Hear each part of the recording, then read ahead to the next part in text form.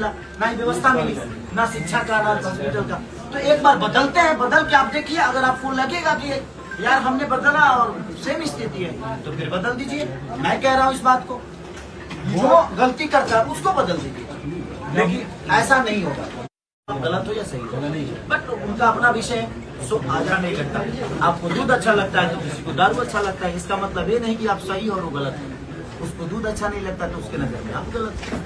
सबकी अपनी सोच है, और पूरी दुनिया को एक दिन में पता चल जाएगा कि खेसारी लाल यादव छपरा में काम नहीं किया, क्योंकि खेसारी को पूरी दुनिया जानती है। कोई काम नहीं किया, कौन जानता है? कोई नहीं जानता भाई उसको। तो इसलिए प्रॉब्लम है कि हमें मिला, ना ही व्यवस्था मिली, ना शिक्षा का, ना हॉस्पिटल का।